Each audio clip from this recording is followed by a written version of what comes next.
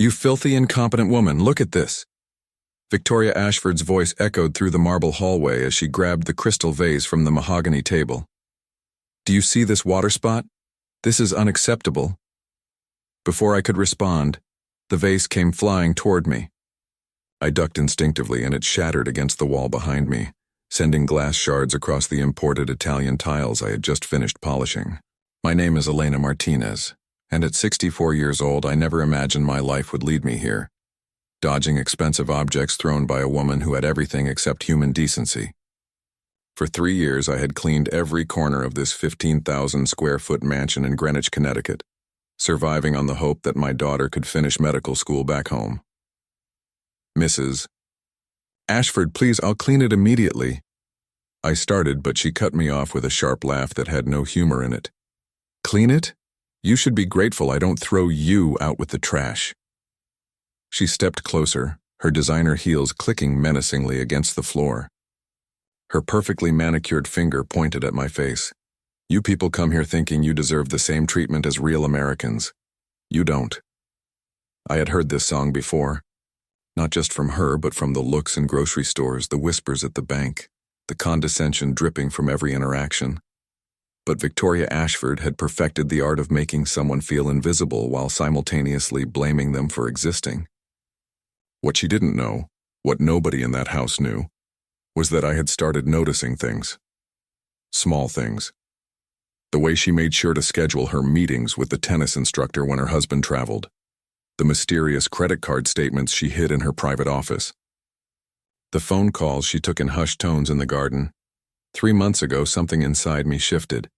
When she accused me of stealing a bracelet she had simply misplaced, threatening to call immigration despite my legal status, I realized that staying silent wasn't noble. It was complicity in my own destruction. I want this entire hallway spotless in 30 minutes or you're done, understand? Victoria's eyes gleamed with the particular cruelty of someone who had never faced real consequences. Yes, ma'am, I replied softly, lowering my head in the submissive gesture she expected. But as I knelt to pick up the glass shards, my phone buzzed in my apron pocket. A notification from the small camera I had discreetly installed 2 weeks ago in the hallway corner, the one that had just recorded everything. Victoria turned sharply and walked away, her voice trailing back. And Elena? If my husband asks about that vase, you dropped it. Got it? Yes, ma'am, I repeated, watching her disappear into her private wing. But what Victoria Ashford didn't know was that her husband, tech billionaire Marcus Ashford, had changed his schedule. His business trip to Singapore had been cut short due to a canceled deal. His private jet was already approaching Westchester County Airport, and he would be home in exactly 45 minutes. As I carefully placed each glass shard into the dustpan, my hands didn't shake the way they used to during her tirades, because this time I wasn't just cleaning up her mess. I was documenting it. Every insult, every thrown object, every threat. The afternoon sun filtered through the enormous windows, casting long shadows across the hallway where I worked. In that moment, kneeling among the fragments of a vase that cost more than my monthly salary, I felt something I hadn't experienced in years. The quiet power that comes from knowing you're no longer a victim waiting to be saved. You're a witness, building a case. If you're enjoying this story and want to see how a grandmother's patience became her greatest weapon, don't forget to subscribe to the channel. Because what was about to unfold in that mansion would prove that sometimes justice doesn't roar, it whispers. And it had been whispering to me for 3 very long years. The next morning arrived with the kind of silence that precedes storms. Marcus Ashford had returned home late the previous night, going straight to his study without seeing anyone. Victoria had been at one of her charity galas, the irony of which never escaped me. I arrived at 6 a.m. as always, entering through the service entrance with my own key. The kitchen was my sanctuary, the one place where I could breathe before the day's humiliations began. But that morning I heard voices coming from the breakfast room, angry voices. You're being ridiculous, Marcus. She probably broke it herself and blamed me. Victoria's tone was sharp, defensive. I froze in the hallway, my cleaning cart suddenly feeling too loud, too visible. The security footage shows no such thing, Victoria, Marcus replied, his voice carrying the cold precision that had built his tech empire. In fact, it shows nothing at all. The hallway camera was mysteriously off during that exact hour. My heart jumped. He was checking footage. He was actually investigating. Why are you suddenly so concerned about a housekeeper? Victoria's laugh was brittle. This is beneath you. What's beneath me is coming home to find my staff terrified and my wife lying about breaking a $15,000 baccarat vase. $15,000. I had been cleaning up $15,000 in shattered glass while she blamed me for its destruction. I quietly moved my cart backward, returning to the kitchen before they could discover me listening. But the conversation had revealed something crucial. Marcus didn't trust his wife. And more importantly, he had tried to check the security system. The mansion's elaborate surveillance system was Victoria's obsession, except for the cameras she had disabled in certain areas. The hallway outside her private wing, the pool house where she met her tennis instructor, the guest cottage that seemed to have visitors when Marcus traveled. Over the following days, Victoria's behavior escalated. It was as if Marcus's questioning had lit a fuse inside her. On Tuesday, she dumped an entire tray of breakfast across the kitchen floor because the eggs were too runny. I spent an hour scrubbing hollandaise sauce from the grout while she watched, sipping mimosas and making phone calls about her upcoming trip to the Hamptons. On Wednesday, she accused me of stealing again, this time a pair of earrings worth $40,000. She found them an hour later in her gym bag, but offered no apology. Just a dismissive wave and a reminder that people like you should be more careful about where we clean. On Thursday, she invited 3 of her socialite friends for lunch. I served them on the terrace, invisible as furniture, while they discussed their household staff like livestock at auction. You have to be so careful with these immigrants, one woman said, stabbing her fork into an arugula salad. They'll rob you blind if you're not watching. Victoria nodded enthusiastically. Exactly. That's why I keep mine on a very short leash. Can't trust them for a second. I refilled their wine glasses, my face a practiced mask of subservience. But my phone, positioned carefully on the bar cart, captured every word. What Victoria Ashford failed to understand was that invisibility is a double-edged sword. When people don't see you, they forget you have eyes and ears, and a growing collection of video files stored safely in a cloud account she didn't know existed. That evening, as I prepared to leave, I noticed Marcus in his study. The door was slightly open, and he sat at his desk staring at multiple computer screens with the intensity of a man searching for answers. On one screen, I could see security footage being reviewed. On another, what looked like financial statements. On a third, emails. He wasn't just questioning the vase incident. He was investigating his entire household. And his wife had no idea that the walls she thought protected her privilege were about to become witnesses to her downfall. As I walked to my car in the service parking area, my phone buzzed. A text from my daughter. Mama, only 1 semester left. Your sacrifice means everything. I looked back at the illuminated mansion, its windows glowing like eyes in the darkness. Victoria thought she had broken my spirit. Marcus thought he was conducting a quiet investigation. Neither of them knew that the real storm was being carefully, methodically built, not by the billionaire with all the power, but by the grandmother they both underestimated. Friday morning brought unexpected turbulence. I arrived to find Victoria packing designer luggage in the master bedroom. Her solo trip to the Hamptons had been moved up. I need the guest rooms prepared for Marcus's business associates next week, she barked without looking at me. And make sure everything is perfect. These people actually matter. Yes, ma'am, when will you return? Why? Planning to steal something while I'm gone? She laughed at her own joke. I'll be back Wednesday. Try not to burn the house down.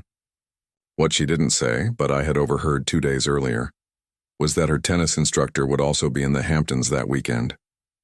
Same hotel, different rooms naturally. Her credit card statements told stories her mouth never would. After she left in her Bentley, the mansion fell into an unusual calm. Marcus worked from his study, occasionally emerging for coffee I prepared without being asked. He was polite, distant, preoccupied. On Saturday afternoon, something shifted. I was cleaning the second-floor library when I heard Marcus's voice, sharp and angry, coming from his study below. "I don't care what the prenup says, Richard. Find every loophole. I want options." A pause. "No, I'm not being paranoid. I'm being prepared." He was talking to a lawyer. About his prenup. My hands continued dusting the leather-bound books, but my mind raced. Marcus was building his own case. But against what? Divorce? Fraud? Did he know about the affairs? That evening, as I prepared to leave, Marcus appeared in the kitchen doorway. It was the first time in 3 years he had sought me out directly. "Elena, may I speak with you for a moment?" My heart hammered. "Of course, Mr. Ashford." He gestured to the breakfast table, and we both sat, something that had never happened before. The billionaire and the housekeeper facing each other like equals. "How long have you worked here?" he asked, though he certainly knew the answer. 3 years, sir." "And in those 3 years, has my wife treated you well?" The question hung in the air like a trap. Answer honestly and risk losing my job. Lie and betray the evidence I'd been collecting. "Mr. Ashford, please, the truth." His eyes were tired, sad even. "I'm not blind, Elena. I've noticed things. The way you flinch when she raises her voice. The extra time you spend cleaning up incidents. The broken items that mysteriously appear in trash bags." My throat tightened. For 3 years I had believed my suffering was invisible. But someone had been watching after all. "She has been demanding, sir. Demanding." He repeated the word like it tasted bitter. "Is that what we're calling it?" Before I could respond, his phone buzzed. He glanced at it and his jaw clenched. "My wife just used our credit card at a restaurant in East Hampton. A reservation for 2. He looked back at me. "She told me she was having dinner with her sister tonight." I said nothing, but my expression must have revealed something. "You know, don't you?" His voice was quiet. "You know what she's been doing." This was the moment. The decision point. I could continue playing the invisible housekeeper, or I could become an ally in whatever justice Marcus was planning. "Mr. Ashford, I would never presume to involve myself in personal matters. What if I asked you to?" The question electrified the air between us. "Sir?" He leaned forward. "What if I told you I've been gathering evidence of financial misconduct, that I've discovered accounts in the Cayman Islands I never authorized, credit cards maxed out on God knows what?" His voice dropped. "What if I said I need someone I can trust, someone who sees everything in this house to help me understand what I'm really dealing with?" My mind flashed to my phone. The videos, the recordings, the documentation of 3 years of abuse, affairs, and arrogance. "What exactly are you asking me, Mr. Ashford?" "I'm asking if you've seen anything at all that I should know about." I took a breath, feeling the weight of every insult Victoria had thrown, every object she'd hurled, every threat she'd made. "I've seen many things, sir, and I've documented them." His eyes widened slightly. "Documented?" "I learned a long time ago that when powerful people make you invisible, you have to create your own proof of existence." For the first time since I'd met him, Marcus Ashford smiled. Not the polished CEO smile for cameras, but something genuine, something almost grateful. "Elena, how would you feel about becoming a very well-compensated consultant in a legal matter?" Outside, the sun was setting over the manicured gardens Victoria loved so much. Gardens I maintained. A house I cleaned. A life I had kept running while being treated like I didn't deserve to exist within it.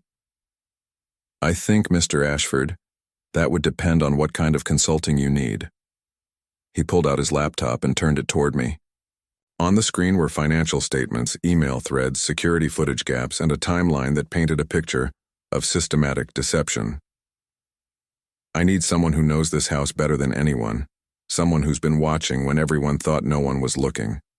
I looked at the screen, then back at him. When would we begin? We already have.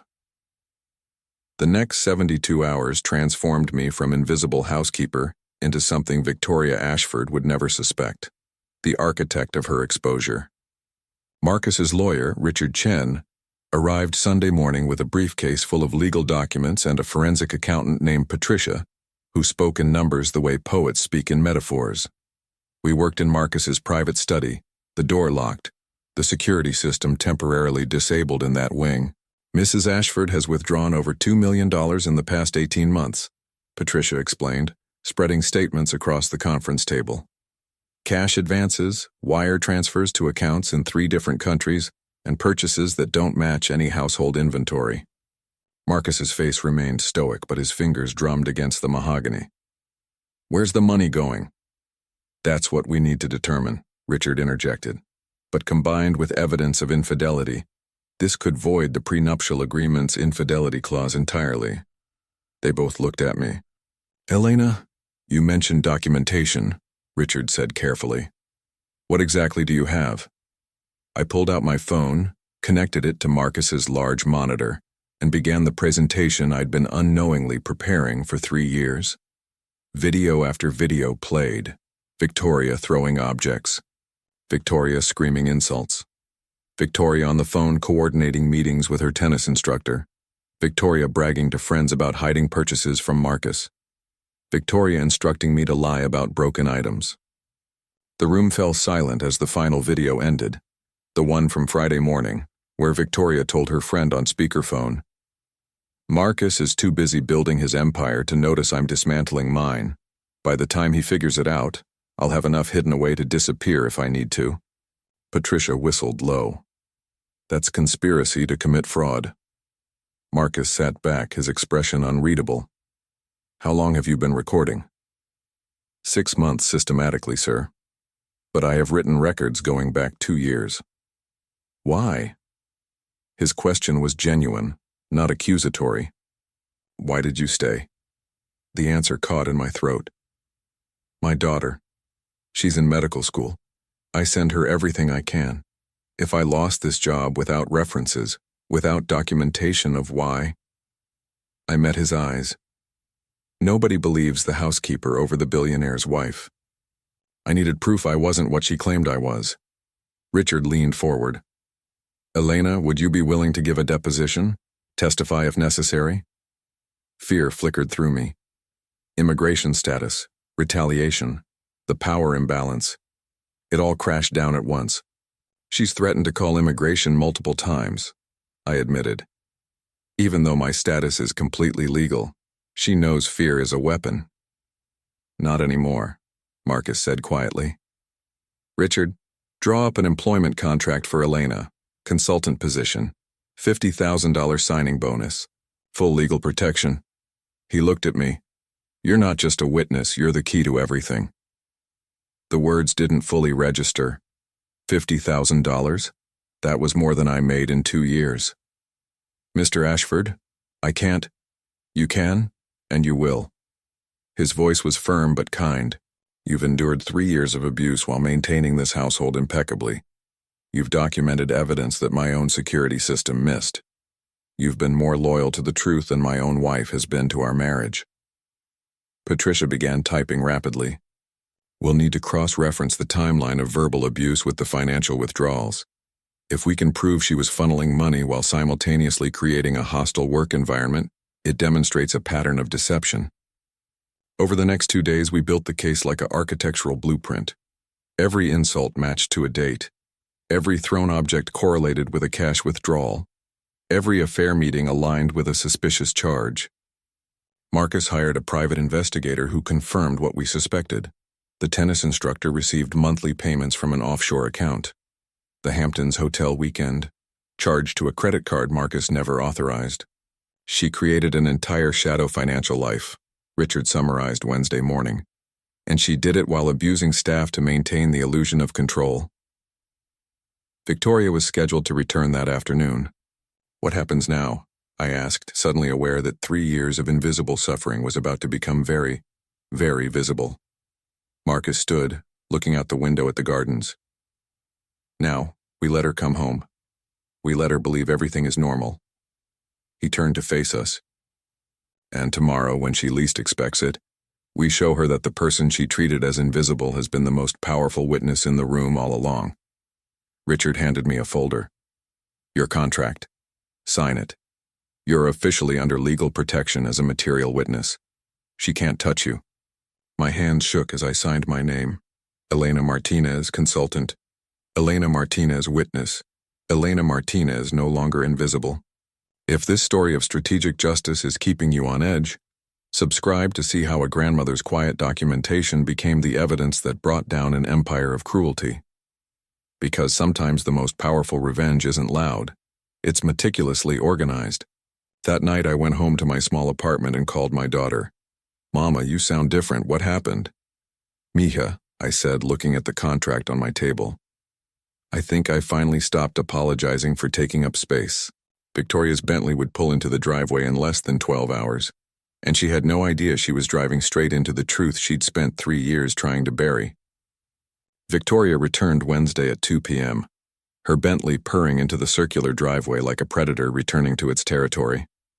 I watched from the kitchen window as she emerged, designer sunglasses perched on her head, shopping bags from boutiques most people only see in magazines. She breezed through the door, barely acknowledging my presence. The guest rooms better be perfect. Marcus's investors arrive tomorrow morning. Everything is prepared, ma'am. Good. Finally, something you didn't screw up. She dropped her bags in the foyer, for me to carry, naturally. Is Marcus home? In his study, ma'am. She strutted down the hallway, heels clicking with confidence, completely unaware that her husband had spent her entire absence building a legal fortress around her lies. I carried her bags upstairs, my heart pounding. According to the plan, Marcus would act normal today. Tomorrow morning, during breakfast with his investors, respected business people who valued integrity above all else, the truth would detonate. That evening, I served dinner. Victoria chattered about the Hamptons, her charity friends, the exhausting weekend of relaxation. Marcus nodded politely, asked surface-level questions, played the distracted husband perfectly. You work too much, darling, Victoria cooed, sipping her wine. You barely notice when I'm gone anymore. I notice more than you think, Marcus replied, and something in his tone made her pause. But the moment passed, and she laughed it off. After dinner, as I cleaned the dining room, I heard Victoria on the phone in the adjacent sitting room. It went perfectly. He suspects nothing. A pause. Yes, the account is ready. Just a few more months and I'll have enough to walk away clean. Another pause, then a cruel laugh. The housekeeper? Please, she's too terrified to even look at me directly. I could murder someone in front of her and she'd help me hide the body if I told her to. My hands stilled on the wine glass I was polishing. The arrogance, the complete certainty that I was broken, controllable, silent. Tomorrow would correct that delusion permanently. Morning arrived with crystalline clarity. The investors, 3 men and 2 women representing a billion-dollar tech merger, arrived at 8 a.m. I served breakfast on the terrace, poached eggs, fresh fruit, imported pastries, French press coffee. Victoria played the gracious hostess flawlessly, smiling, charming, laughing at appropriate moments. She wore a cream-colored dress that probably cost more than my car, diamonds glittering at her throat. Marcus speaks so highly of this partnership, she told the investors. It's wonderful to finally meet the people who share his vision. One of the investors, a woman named Sarah Chen, Richard's sister, though Victoria didn't know that, smiled politely. We value integrity above all else in our business relationships. It's the foundation of trust. Absolutely, Victoria agreed, refilling her mimosa. Integrity is everything. Marcus set down his coffee cup. The signal. Speaking of integrity, Victoria, I have something to show our guests. Elena, could you bring the presentation materials from my study? Victoria's smile faltered slightly. Darling, is this really the time for business talk? Actually, it's precisely the time. I returned with Richard and Patricia, who were already set up with a laptop and projector. My hands didn't shake anymore. 3 years of shaking had ended the moment I signed that contract. "What is this?" Victoria's voice carried an edge of panic she tried to mask with irritation. "This," Marcus said calmly, "is a presentation about integrity and the consequences of lacking it." The first video played on the projector screen. Victoria's voice filled the terrace. "You filthy, incompetent woman." Victoria's face drained of color. "Marcus, what are you—" "Please, let's watch." His voice was ice. Video after video played.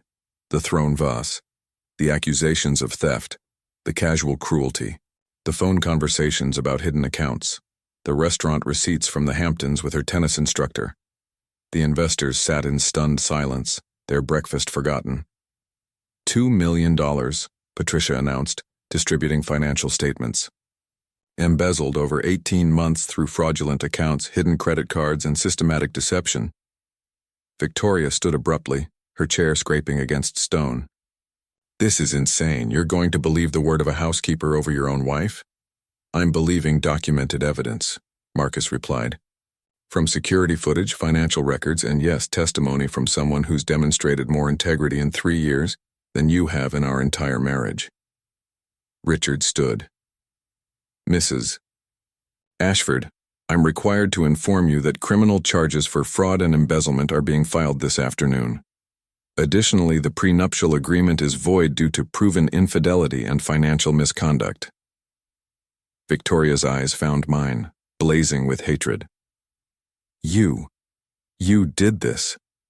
"You ungrateful." "Careful," Marcus interrupted.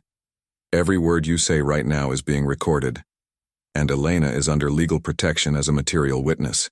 Threaten her, and add witness intimidation to your charges." Sarah Chen stood, her expression cold. "Mr. Ashford, I think I speak for all of us when I say we appreciate your transparency in this difficult situation. Your integrity in handling this matter speaks volumes." She looked at Victoria with undisguised disgust. "We'll proceed with the merger, but Mrs. Ashford is never to be present at any company function." The other investors nodded agreement, gathering their materials to relocate the meeting inside, away from the implosion happening on the terrace. Victoria stood alone, her perfect hostess facade shattered like the baccarat vase she'd blamed me for breaking.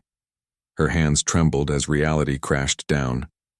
"You're nobody," she hissed at me, her voice breaking. "A nobody housekeeper destroyed my life." I met her eyes directly for the first time in 3 years. "No, Mrs. Ashford, you destroyed your own life. I just documented it." 6 months later, the mansion looked different in the morning light, or perhaps I was the one who had changed. Victoria's criminal trial had concluded 3 weeks earlier. Guilty on 4 counts of fraud, 2 counts of embezzlement, and 1 count of witness intimidation after she'd sent threatening messages to my phone the day after the terrace confrontation. Her sentence? 3 years in federal prison and full financial restitution. The tabloids had devoured the story. Billionaire's wife falls from grace competed with housekeeper's hidden camera exposes elite fraud for attention. My face had been blurred in most publications at Marcus's insistence, protecting my privacy even as the story went viral. The tennis instructor lost his job and faced his own legal troubles. Victoria's so-called friends evaporated the moment the scandal broke, their loyalty as genuine as her charity work had been. I stood in what was now my office, the former sitting room where Victoria had once mocked me on the phone. Marcus had renovated it personally, installing a desk, computer, and shelves for the household management systems I now oversaw. "Elena, the new staff want to meet with you about scheduling," Marcus called from the hallway. "Send them in," I replied, still getting used to the authority in my own voice. I now managed the entire household as head of operations, with a salary that had allowed me to bring my daughter to the United States. She'd transferred to Columbia Medical School, her final year funded by the settlement Marcus had insisted I receive. $200,000 for pain, suffering, and extraordinary service under hostile conditions. 3 new housekeepers worked under my supervision now, all paid fairly, treated with respect, and given contracts that protected their rights. I had built the system I wish had existed when I started. "Ms. Martinez." A young woman named Carmen stood in the doorway, nervous. I wanted to thank you. My cousin worked for a family in Boston, and when I told her I got this job, she said you changed everything for people like us. People like us. The invisible ones who clean, cook, and maintain the lives of those who forget we're human. You're never invisible here, I told her. And if anyone ever makes you feel that way, you come directly to me. Marcus appeared in the doorway after Carmen left.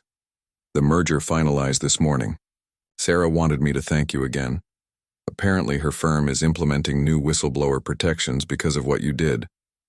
I didn't do anything extraordinary, I said. I just refused to disappear. That's exactly what made it extraordinary. He handed me an envelope.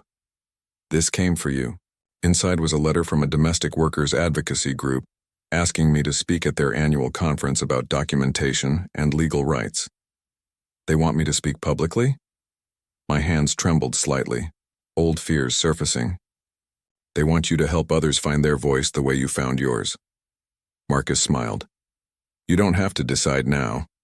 But Elena, you turned your suffering into a roadmap for justice. That's worth sharing. That evening I sat in my apartment, a much nicer one now, in a building with actual security and a doorman who greeted me by name. My daughter studied at the kitchen table, her medical textbooks spread like promises of the future we'd both fought for. Mama, did you ever think we'd be here? She asked, looking up from anatomy diagrams. I thought about the woman I'd been 6 months ago, flinching at raised voices, documenting abuse in secret, convinced that silence was survival. I thought about Victoria in her prison cell, stripped of the privilege that had armored her cruelty. I thought about Marcus, who had chosen integrity over pride, and the investors who had chosen character over comfort. I think, I said slowly, that we're here because I finally understood that staying small doesn't keep you safe. It just makes you easier to break. Victoria had lost everything: her marriage, her freedom, her reputation, her fortune. But it wasn't my documentation that destroyed her. It was her own choices, her own cruelty, her own certainty that some people didn't deserve dignity. I had simply held up a mirror and forced the world to look. The legal settlement sat in an investment account, growing steadily. My daughter would graduate debt-free. I had health insurance, retirement savings, and respect. But the greatest transformation wasn't financial. It was the morning I looked in the mirror and recognized the woman staring back. No longer invisible, no longer silent, no longer apologizing for taking up space in a world that had tried to erase me. Marcus was right that day in the kitchen when he'd first asked for my help. The most powerful witnesses aren't the ones with the loudest voices. They're the ones who've been watching from the margins, documenting the truth while everyone else looked away. Victoria had made one fatal miscalculation. She believed that power came from money and status, from designer clothes and expensive vases, from the ability to humiliate without consequence. But real power, the kind that changes lives and exposes injustice, comes from something much simpler: the courage to say, I see what you're doing, and I refuse to pretend I don't. If this story moved you, subscribe to the channel and share it with someone who needs to hear that their voice matters, because the world is full of Victorias who count on our silence, and it's time we stopped giving it to them. My name is Elena Martinez. I'm 64 years old, and I'm no longer invisible.